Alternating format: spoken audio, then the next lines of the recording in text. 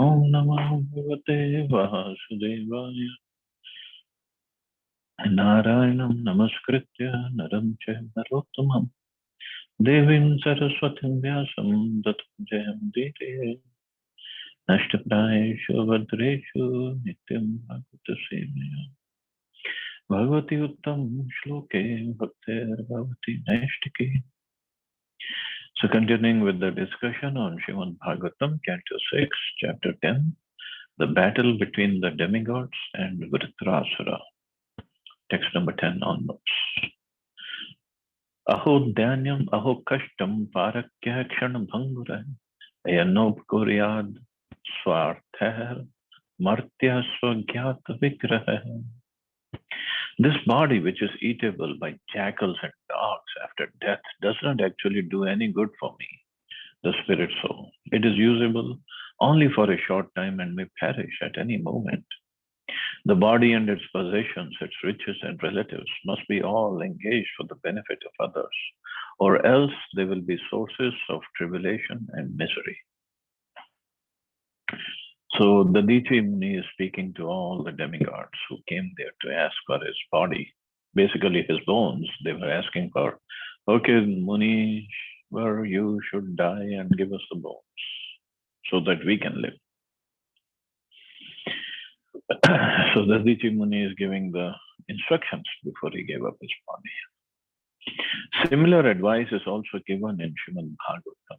It is a duty of every living being to perform welfare activities for the benefit of others with his life, wealth, intelligence, and words. This is the mission of life. One's own body and the bodies of his friends and relatives, as well as one's own riches and everything else one has, should be engaged for the benefit of others. This is the mission of Chaitanya Mahaprabhu, as stated in Chaitanya Charitamrita, Bharat Bhumite Haile Manusya Janmajar.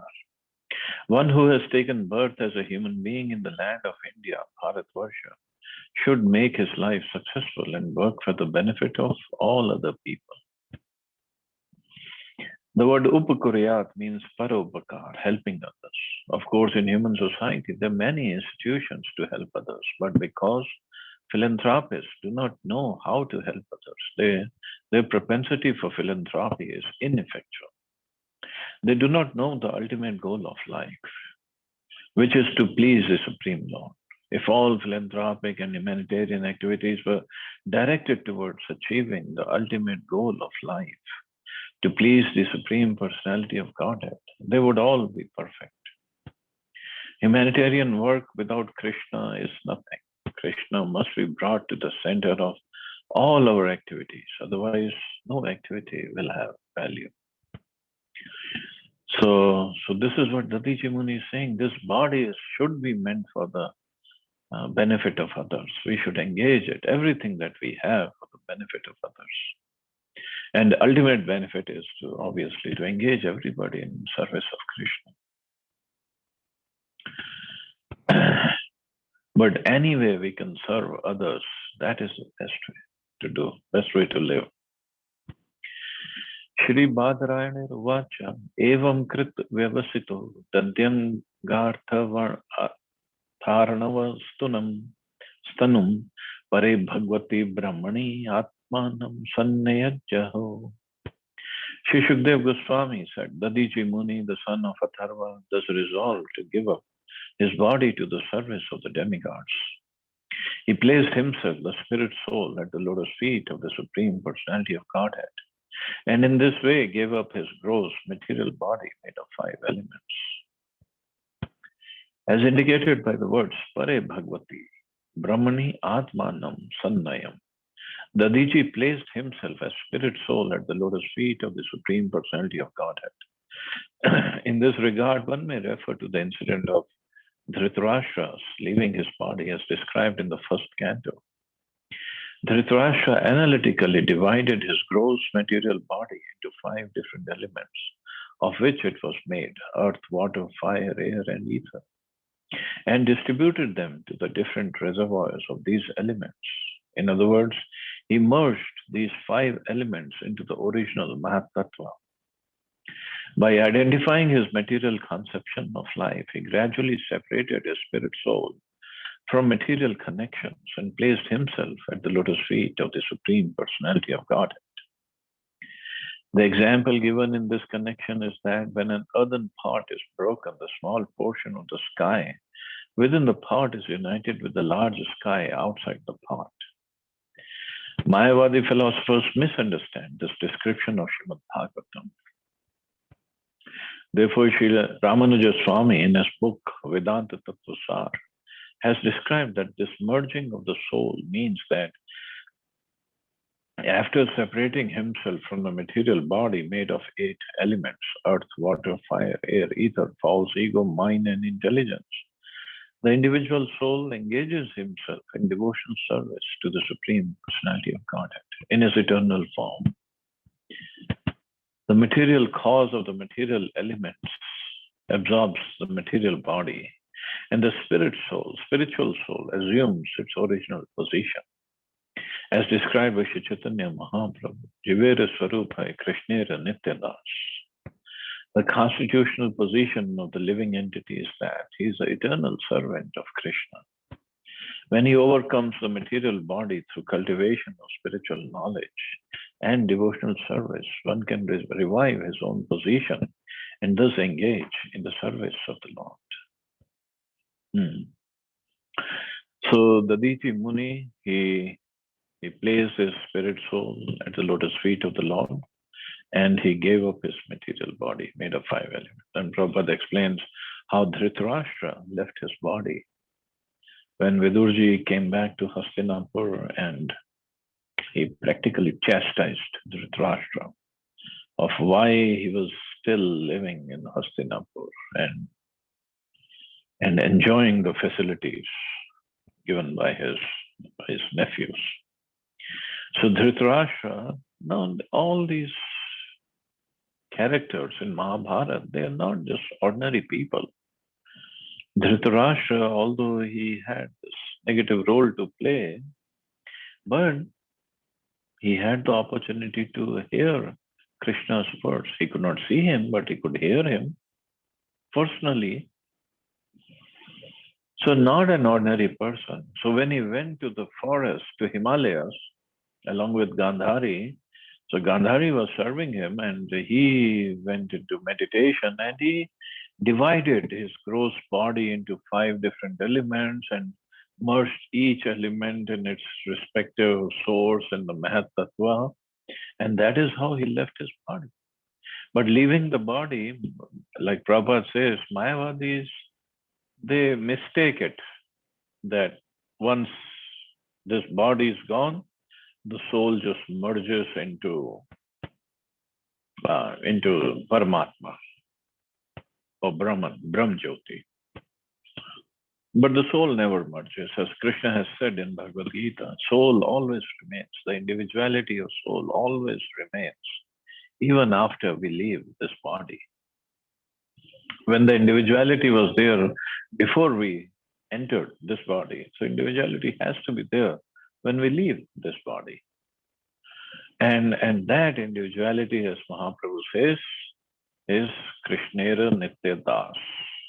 This is the original constitutional position of every soul.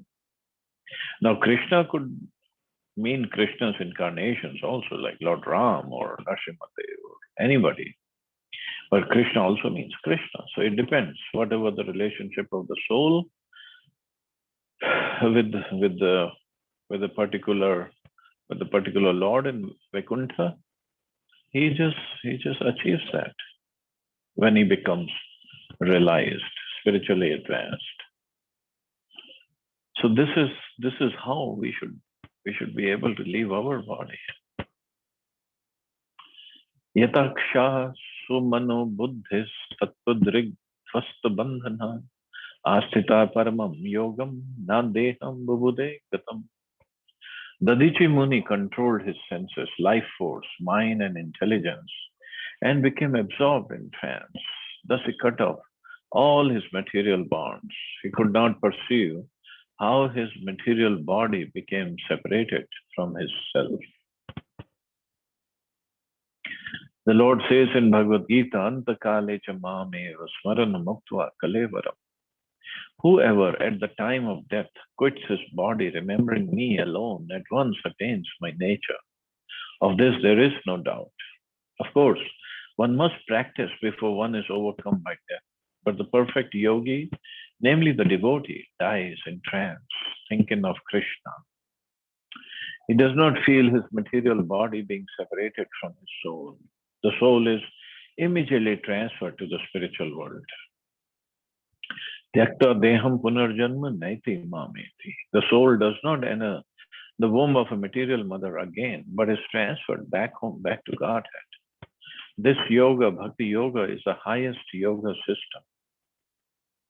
So for those who are devotees, of course, their soul goes back, but otherwise, whatever we are thinking of, well, of course, it's not a passing thought, it's wherever our consciousness is situated at the time when we leave our body, we get that kind of body. Next slide. The bhakti yogi, as Krishna says, of all yogis, you always abides in me. With great faith, worshipping me in transcendental loving service is most intimately united with me in yoga and is the highest of all. The bhakti yogi always thinks of Krishna, and therefore at the time of death, he can very easily transfer himself to Krishna Loka without even perceiving the pains of death. Otherwise, the death is very, very painful. Why is it painful? Because the soul is so much attached to the body. Because we think, I'm this body. And when it's time to leave, because of this so much of attachment, soul does not want to leave. And it has to be really literally pulled out of the body. And that is why it's very, very painful. It is said, I don't know, here or somewhere else, how much pain is there as if 42,000 scorpions are biting at the same time. That much pain.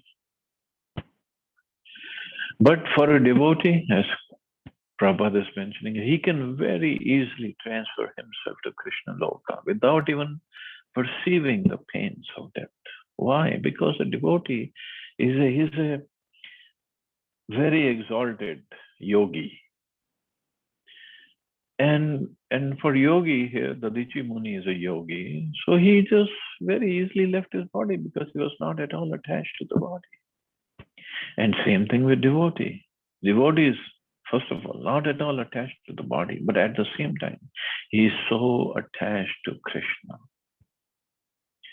In fact, not just he has no pain, he would leave the body blissfully because now he is going back to Krishna Loka to be able to serve him there.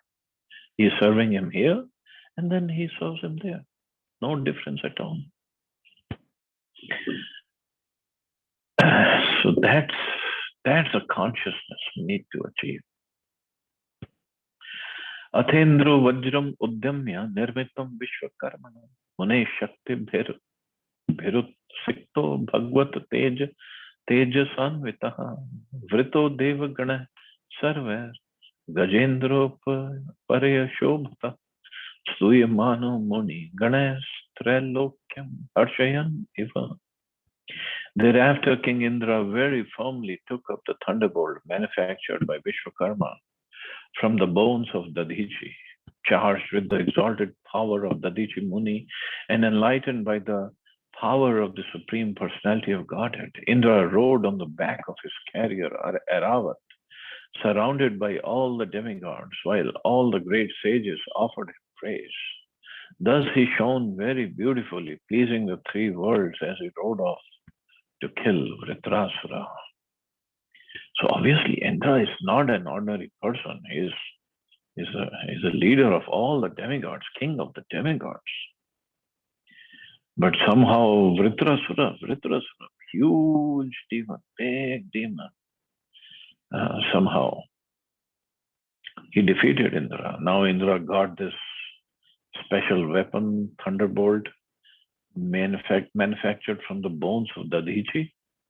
Now he rode on his elephant, Eravat, and he went back to kill Vritrasura.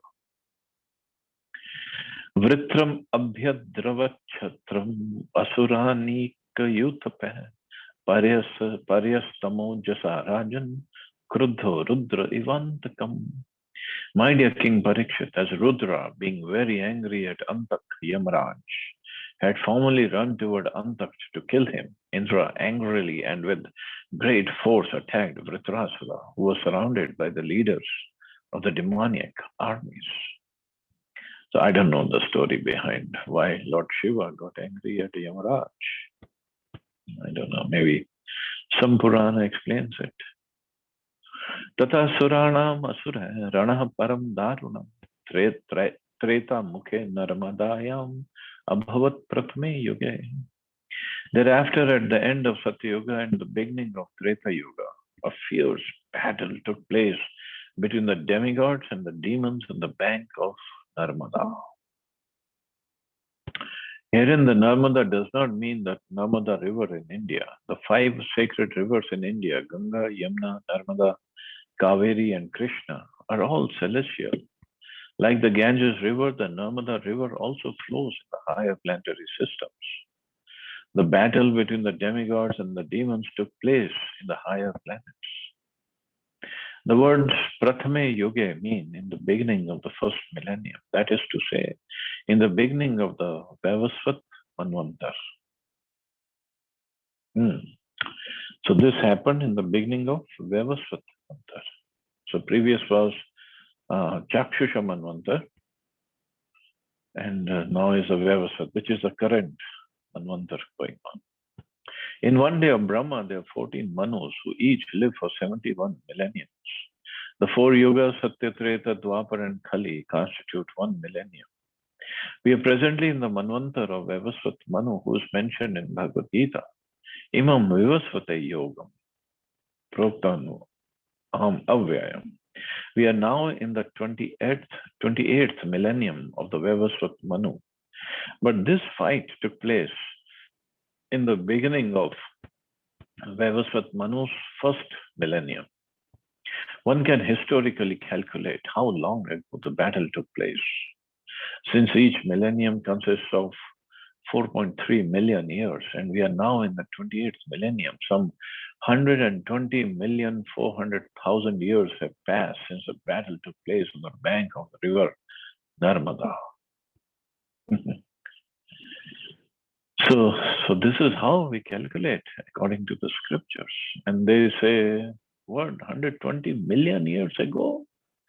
There were no human beings. We were just in the Iron Age. That time there was no Iron Age to think of. And here, look at the fighting, and Indra is on the Airavat, and he has this thunderbolt made of the Dadhichi Muni's bones. And they were not like nomads and no clothes and just some wild people. No. So this is the problem with the modern history. You don't learn it from the scriptures. Text 17-18. Rudrair vasubhir adityah vishwa adir ashvibhyam pitri vahanibhi marudbhir ribhubhi sadhyar vishve devar marutpatim drishta vajra dharam shakram rojmanam swayashriya nam rishyan asura rajan bridhe vritra purasara. O king, when all the asuras came onto the battlefield, headed by Vritrasura, they saw King Indra carrying thunderbolt and surrounded by the Rudras, Vasus, Adityas, Ashwini Kumaras, Pitas, Vahanis, Maruts, Ribhus, Sadhyas, and Vishwadevas. Surrounded by his company, Indra shone so brilliantly that his effulgence was intolerable to the demons, because now he had the special weapon and the mercy of the Supreme Lord.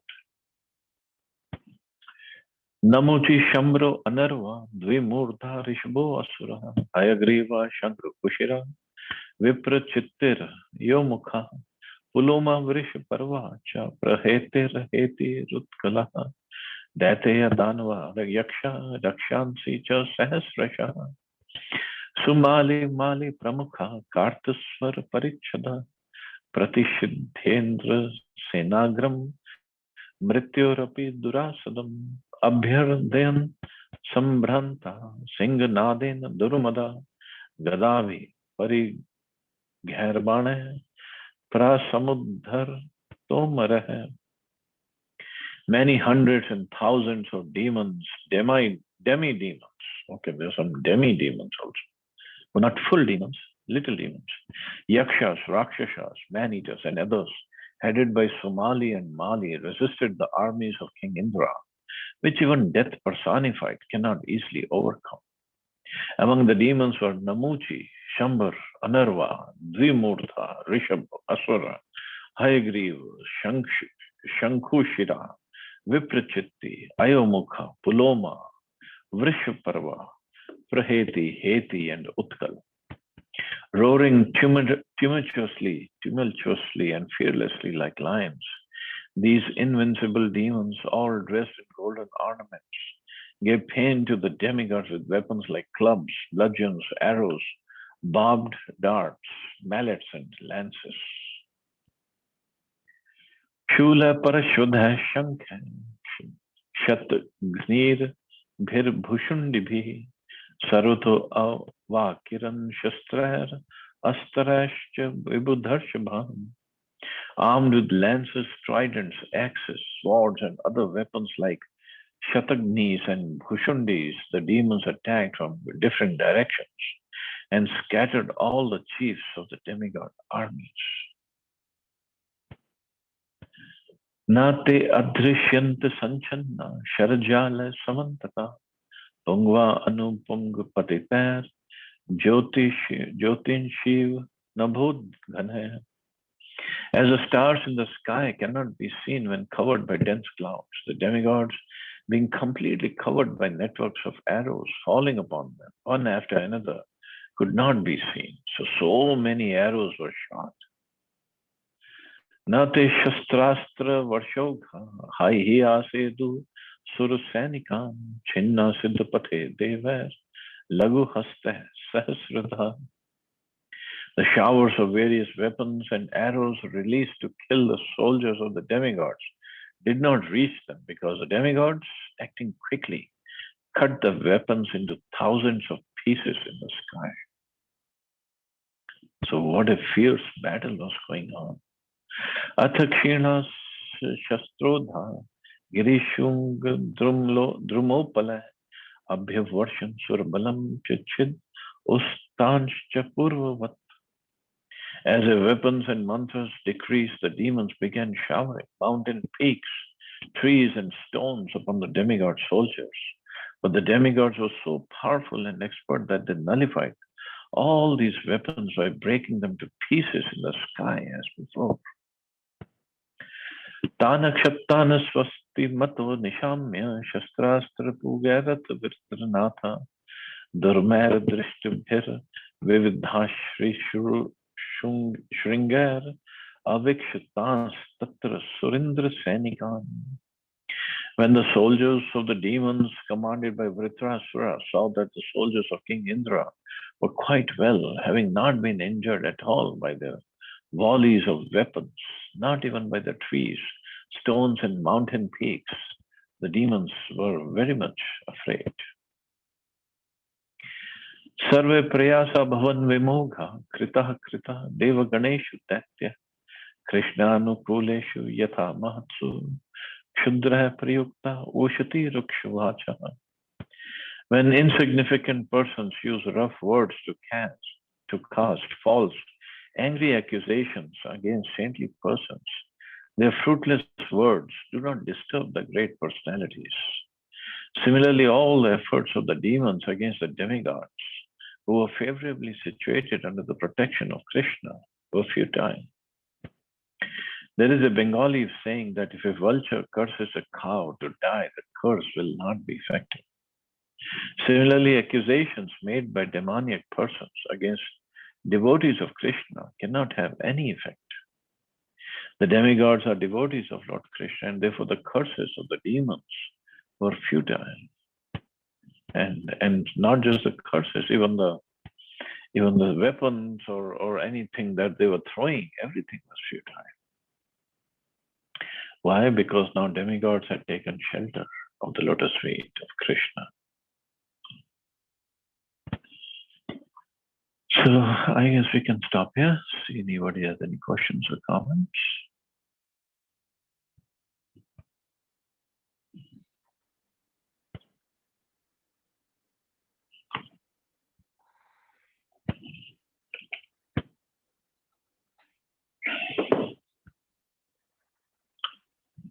Okay, so you all have a safe and wonderful day. I hope everybody is safe in this time. Hare Krishna, Jai Srila Prabhupada. Hare Krishna, Hare Krishna, Jai Srila Thank you. Prabhupada.